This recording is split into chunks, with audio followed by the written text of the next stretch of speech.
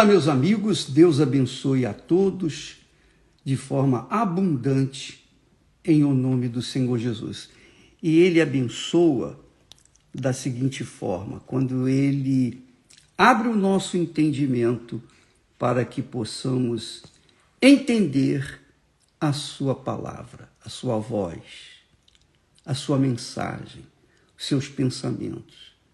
Quando nós entendemos os pensamentos de Deus, é óbvio que quando Ele deixa a gente entender os pensamentos dEle, é porque o Espírito Santo vai dar condições para que nós venhamos praticá-los, exercitá-los e, consequentemente, entrarmos no gozo do Espírito Santo. Bem, hoje é o segundo dia do jejum de Daniel, é o segundo dia também do jejum do coração.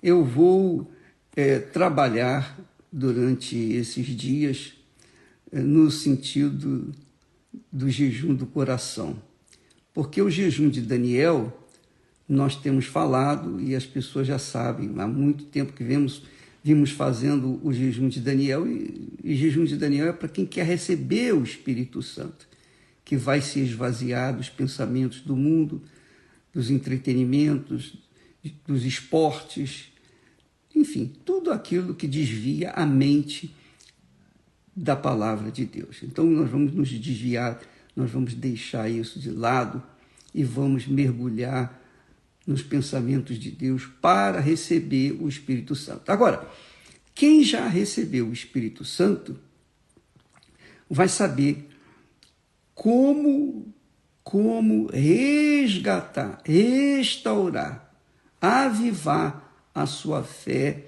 que talvez esteja morna ou esfriando, ou a pessoa esteja caída, prostrada, e talvez diga, puxa, será que tem um jeito para mim? Tem jeito sim, minha amiga, meu amigo. Sempre tem jeito, enquanto há vida, há esperança, enquanto há vida, há chance da pessoa salvar a sua alma. E um exemplo clássico, magnífico, que nós temos de que há chance para todos os que caíram, todos os que erraram. Quem não caiu? Quem não caiu em tentação? Quem já não pecou? Aquele que não tiver pecado, ou aquele que não tiver cometido o pecado e não tenha se arrependido, que seja o primeiro a lançar a pedra. Nós sabemos que todos nós caímos, todos nós falhamos, todos nós um dia erramos, e nem por isso nós ficamos prostrados, nem por isso ficamos prostrados, claro, porque a misericórdia de Deus vê não apenas a nossa queda, a nossa falha, nossas fraquezas, mas Ele olha para dentro do nosso coração. Por isso, nós vamos focar o jejum de Daniel, também o jejum do coração. E o exemplo melhor que nós temos em termos de pessoa que caiu e se restaurou e foi resgatada é o próprio Davi, o rei Davi. Eu sei que quando a gente fala da fé, quando a gente promove a fé conquistadora, a fé vencedora, muitas pessoas, a maioria, infelizmente, fazem confusão. Elas pensam que, porque foram abençoadas com uma cura, com uma graça, com um milagre, elas pensam assim, Deus se agradou de mim, eu estou no caminho certo e eu não preciso me preocupar com mais nada.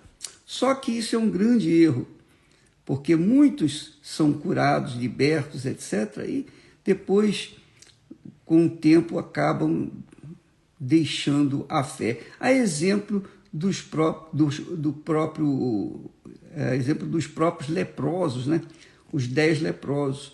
10 leprosos tiveram fé para serem curados, mas somente um teve a fé para manter-se de pé. porque voltou para agradecer ao Senhor Jesus.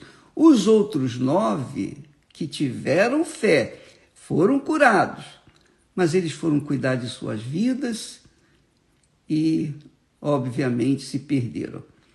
Então, existe a fé que conquista, que faz a pessoa iludir o coração, que aquela conquista já é suficiente para que ela seja salva, e existe aquela fé mais inteligente, aquela fé permanente, aquela fé que mantém a pessoa salva até o último dia. Então, os 9 leprosos foram curados pela fé. Jesus sabia que eles iam ser curados, que eles teriam fé para serem curados. E Jesus honrou a fé deles. Eles foram curados, mas foram curados no corpo físico. A alma deles continuou ainda no pecado. Já o outro, o único que voltou para agradecer a Jesus, Jesus disse para ele assim, perguntou, mas cadê? Não foram 10 que foram curados? Porque só veio você. Então Jesus concluiu dizendo, vai, a tua fé te salvou. Quer dizer, existe a fé para salvar e existe a fé para receber a cura, o milagre, restauração da família, ganhar dinheiro. Mas a fé que salva é a fé que se mantém até o fim. Essa é a fé valiosa, essa é a fé inteligente, essa é a fé que faz-nos conquistar o reino dos céus. E como exemplo de pessoas que tiveram fé e que caíram, mas retornaram à comunhão com Deus, nós temos o rei Davi. E eu creio que Davi é um exemplo típico de todos os que... Isso é uma crença minha, não está escrito, mas eu creio que Davi é o exemplo, digamos assim, é o bom exemplo para todos aqueles que usam a fé com inteligência. Porque Davi, ele foi escolhido por Deus. Davi, quando Deus falou, olha, achei Davi, cujo coração é segundo o meu coração, Deus falou. Então, Davi foi um homem achado por Deus, porque ele tinha um coração segundo o coração de Deus. Então, ele, Davi, era um homem abençoado desde criança, escolhido por Deus, pelo próprio Deus. E ele derrotou o gigante, ele teve muitas conquistas, ele teve muitos milagres, ele não foi curado só da lepra, ele foi curado de tudo, de tudo. Quer dizer, ele foi um vencedor, ele foi um herói. Só que Davi se deixou levar por causa, obviamente, pela sua imaturidade espiritual. Ele pensou assim, bom, eu conquistei, eu alcancei isso, alcancei aquilo, poxa, eu sou uma pessoa de Deus e tal, eu temo a Deus. Então ele relaxou na fé. Sabe como é a gente relaxar na fé? Hoje eu vou tirar um dia de descanso de Deus, sabe? Eu vou tirar um dia de folga de Deus, sabe? Hoje eu não vou orar, hoje eu não vou na igreja, hoje eu não vou ler a Bíblia, sabe? Hoje eu vou dar uma pausa para a minha alma. Pronto, foi aí que Davi entrou em colapso. Veja que o comandante dele disse, olha, Davi, não é bom que você, o rei, esteja na luta com a gente. Não é bom. Não é bom, porque o rei pode se machucar. E se nós perdermos o rei, quem vai reinar no lugar do rei? Quem vai ser como o rei que é tão sábio, tão valente, tão herói? Não, por favor, rei, o senhor, por favor, fica lá no palácio, deixa que a gente vai lutar as suas guerras. Nós vamos colocar nossas vidas em risco e o senhor fica no palácio. E foi essa a razão de Davi ter caído. Porque quando ele foi para o palácio, quando ele deixou a frente de batalha e foi para o palácio, e ficou lá no palácio, foi do palácio que ele viu Betsabá tomando banho, e ela, obviamente, com certeza, ela deve ter aberto as janelas da sua casa e ficou, digamos assim, se banhando e bem de frente lá para a sacada, para o jardim de Davi. E Davi, que estava passeando, olhando as estrelas, de repente, olhou para Betsabá lá nua, ele ficou apaixonado. Ele foi atraído pelos seus olhos. Os seus olhos disseram para o coração, opa, olha lá. E o coração, eba, vou lá. E Davi, então, tomou posse daquela mulher que era esposa de um fiel soldado dele, Urias. Então, Betsabá com certeza tinha culpa no cartório, quer dizer, tinha culpa na queda de Davi, com certeza. Ela se insinuou para ele, e ele, obviamente, não perdeu tempo. Olha só, minha amiga, meu amigo, o pecado é assim, um pecado engana o coração. O pecado porque o coração é enganador. Então, Davi se deixou levar por aquele engano do coração e caiu. E aí, pronto, destruiu a vida de Davi. Ele caiu em tentação e para tentar salvar a pele daquela mulher, ele mandou matar o marido dela, mandou colocar o marido na frente de batalha para morrer. Quer dizer, ele pensou, ele arquitetou, ele maquinou um projeto para eliminar o marido para que ele pudesse ficar com a mulher dele. Isso que se chama iniquidade. Iniquidade é isso, é a pessoa maquinar, projetar, sonhar alguma coisa injusta, errada, cruel. E foi isso que Davi fez. Então ele caiu. Então no Salmo 51, que nós vamos discorrer, nós vamos meditar durante esses próximos dias, nós vamos tentar abrir o entendimento da fé inteligente, porque o Salmo 51 mostra o que significa a fé inteligente. A fé inteligente, ela não tem poder só para conquistar, ela tem poder também para perder. Se você não tiver fé para perder, você não vai ter fé para ganhar. A fé inteligente é assim. Mas a fé burra é a fé só para ganhar, que é o que a maioria das pessoas tem feito. Porque elas só pensam em ganhar. Quando não tem fé para conquistar uma determinada bênção, então desanimam.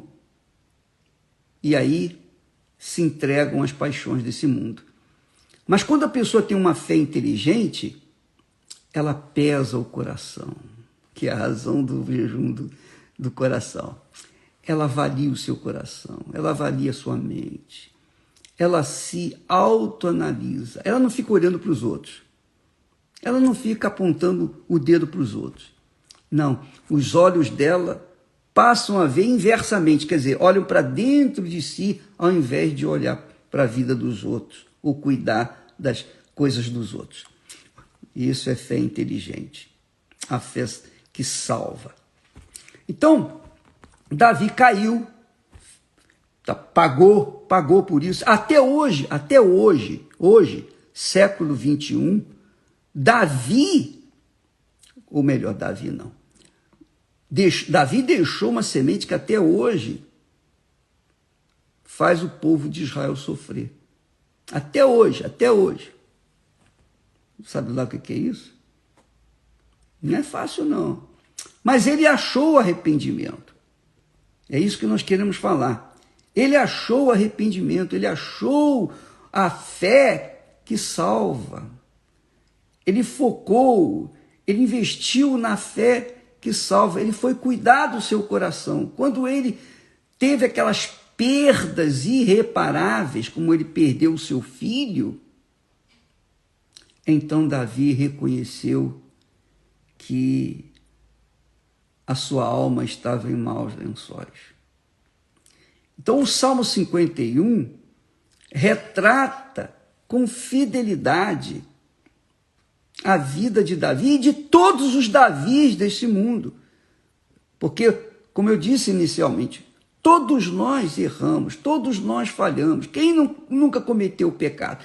Você pode ter o Espírito Santo, coração segundo Deus, bacana, mas sempre você está sendo rodeado, nós todos, inclusive eu. Olha, quantas vezes já fui no buraco, quantas vezes os meus pés se resvalaram, escorregaram, mas o meu Pai, o meu Senhor e Salvador Jesus Cristo, o Espírito Santo me alertou e eu voltei e também reconstruí pelo Espírito de Deus a minha salvação através da fé no Senhor Jesus, reconstruir o meu relacionamento com Deus. Então, isso aqui esse pecado de Davi, como outros tantos pecados, não necessariamente cair no adultério, mandar matar. Às vezes a pessoa cai em outros adultérios, que é a infidelidade para com Deus, a deslealdade para com o Senhor, a deixá-lo em segundo plano na sua vida, pelo menos por um minuto ou um segundo, já é suficiente para cometer o pecado igualzinho de Davi. Então Davi faz a sua oração a Deus, porque o Salmo 51 é a oração de contrição, de humilhação, de compaixão, de fé inteligente. Olha só o que ele diz. Ele começa assim, dizendo: tem misericórdia de mim. Tem misericórdia de mim, ó Deus. Puxa vida. Ele começa dizendo: Senhor, eu sou um necessitado, eu sou um pobre miserável. Tem compaixão de mim. Só em falar isso, só em dizer, tem misericórdia de mim, ó Deus. Davi já reconhece o seu pecado. De imediato ele já reconheceu, nessa oração, que ele é o responsável pela sua própria queda. Ele não aponta fulano, beltrano, cicrano. Ele não aponta o seu auxiliar, o seu conselheiro que falou para ele ficar num palácio e não ir para a guerra. Não. Ele não aponta a Betsabá como a responsável. Não, ele não aponta ninguém. Ele se coloca como o pecador. Ele diz: tem misericórdia de mim, ó Deus. Sou eu. Eu fui o culpado da minha queda. Eu tenho sido culpado dos meus erros. Não é ninguém. Então, muitas pessoas, desgraçadamente, ao invés de dizer, tem misericórdia de mim, ó Deus, reconhecendo o seu pecado, muitas pessoas dizem, Senhor, tem misericórdia de mim, porque aquela fulana, ela fez isso, ela fez aquilo, Beltrano fez aquilo. Ela aponta para os outros. Então, Deus não tem misericórdia assim. Porque você está olhando para os outros. O pecado é seu, é você que tem que se consertar com Deus. Não fique olhando para os outros, não fique apontando ou buscando um culpado. O culpado é você. O seu coração tem sido culpado da sua queda. Quando eu caí por causa do meu bandido coração. É isso aí. Mas o senhor não tinha o coração novo, bispo? Só não tinha o Espírito Santo, eu tinha o coração novo, eu tinha o Espírito Santo, mas eu não ouvi, o meu coração não se submeteu à voz do Espírito Santo e eu caí. Não foi, claro, como o pecado de Davi. Eu não mandei matar ninguém, eu não adulterei, mas eu cometi os meus pecados. E quantas vezes a gente os comete, não é verdade? Porque estamos nesse mundo, sujeitos a todas as assolações dele. Então, isso aí é comum. Mas graças a Deus que o Espírito Santo, assim como convenceu Davi do seu pecado, ele me convenceu também. Eu me arrependi, eu virei as costas para o pecado, ou os pecados, e não os tornei a fazê-lo. Então, Davi foi assim: tem misericórdia de mim, ó Deus, sou eu o responsável. Às vezes, minha amiga, e isso é que é importante no jejum do coração, você se avaliar, para que você não venha ser iludida, enganada pelo seu coração.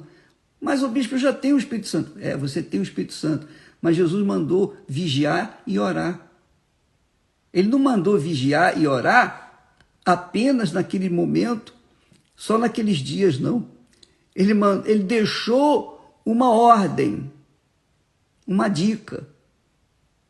Ele deixou um segredo: vigiai e orai. Oração é importante, extremamente importante, mas a vigília, em primeiro lugar, você tem que vigiar. Vigiar sempre.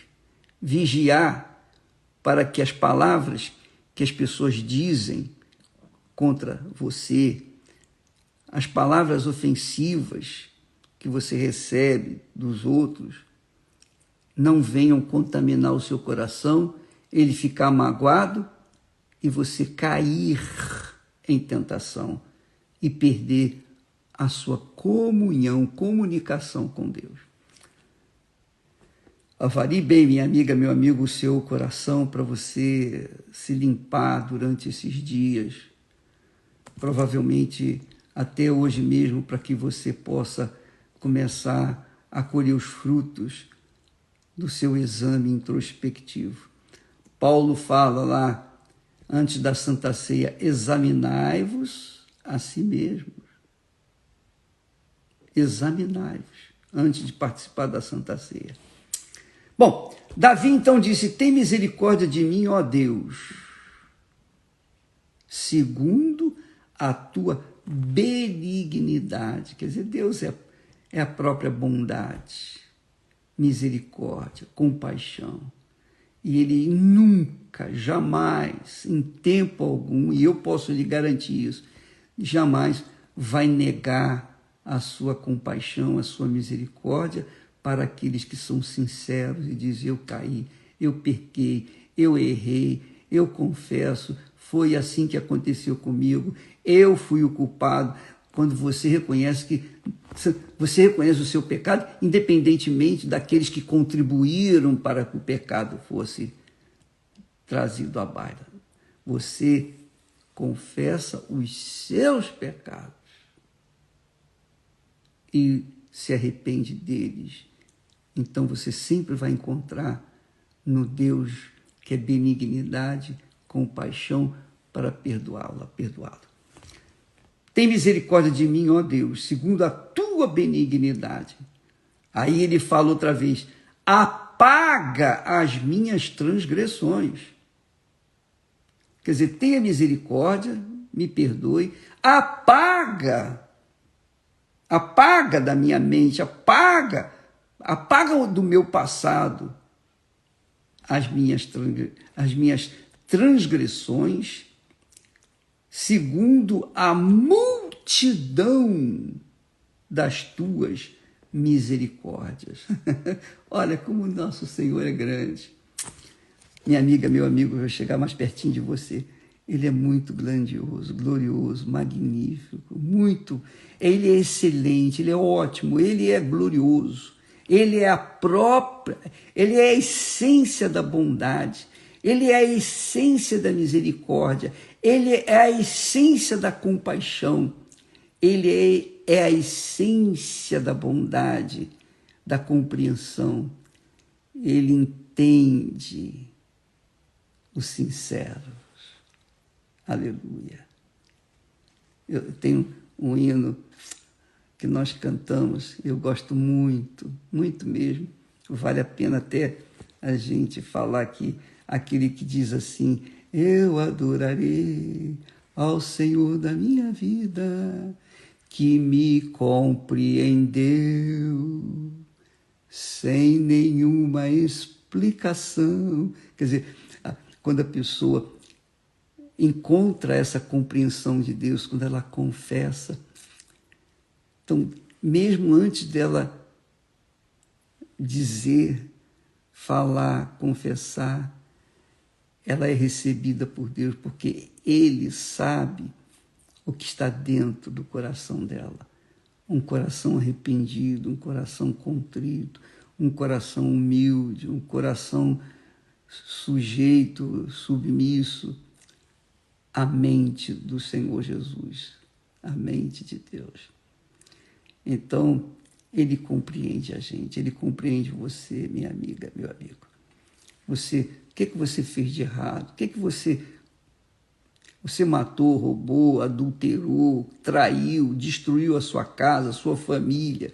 Você foi o culpado de todo o inferno que você vinha sofrendo até aqui, até o momento em que você diz: ó, meu Deus, tem compaixão de mim, tem misericórdia de mim, segundo a tua benignidade, e apaga as minhas transgressões, segundo a multidão das tuas misericórdias. Oração, clamor. Então, Davi disse: tem misericórdia de mim, ó Deus, segundo a tua benignidade. Apaga as minhas transgressões, segundo a multidão das tuas misericórdias. Lava-me completamente da minha iniquidade, e purifica-me do meu pecado. Olha só, tem misericórdia de mim, apaga as minhas transgressões, lava-me completamente da minha iniquidade, purifica-me do meu pecado. Veja que Davi é insistente em confessar as gravidades dos seus pecados. Ele é insistente, ele enfatiza. E às vezes a pessoa quer se justificar diante de Deus: ah, Senhor, eu fiz isso porque aconteceu aquilo. Eu fiz aquilo porque foi fulano, foi Beltrano. Não. O pecado, minha amiga, meu amigo, ele nasce num coração enganador, um coração enganoso, um coração perverso. Ele nasce porque encontrou uma terra boa para nascer, encontrou razões para crescer e para destruir aquela vida. Se isso aconteceu com você, não fique desesperado. Porque se você reconhece que você é a única ou o único causador do seu desastre espiritual, então você vai encontrar a misericórdia de Deus, a benignidade de Deus, a compaixão de Deus. Você vai encontrar perdão do Altíssimo. Tá bom? Nós vamos ficando por aqui e amanhã nós vamos continuar nesse Salmo 51. E eu queria que você acompanhasse para você sustentar a sua fé inteligente, para que a sua fé não fique apoiada apenas em conquistas, nas conquistas materiais, nas conquistas físicas, mas que a sua fé também saiba perder, quer dizer, se humilhar, confessar, se redimir, se arrepender.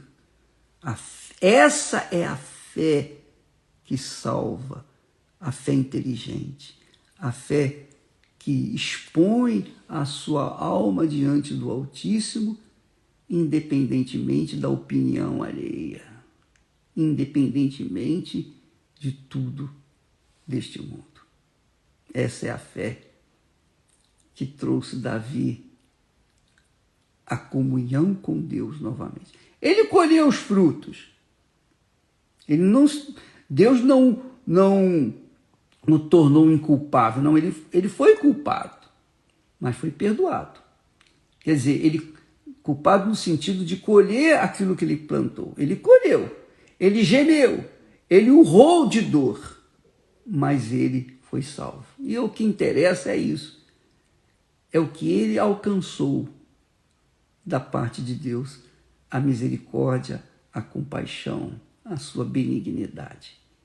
Isso também pode acontecer com você se você se achar numa situação de humilhação, de humildade, contrição. Aí Deus vai atender você e vai restaurar você, talvez agora mesmo, nesse momento, aí, enquanto você está assistindo essa live. Ele vai tocar. Quem sabe você seja batizado com o Espírito Santo agora mesmo, selado mesmo, marcado. Mas eu já fui Talvez não. Talvez não.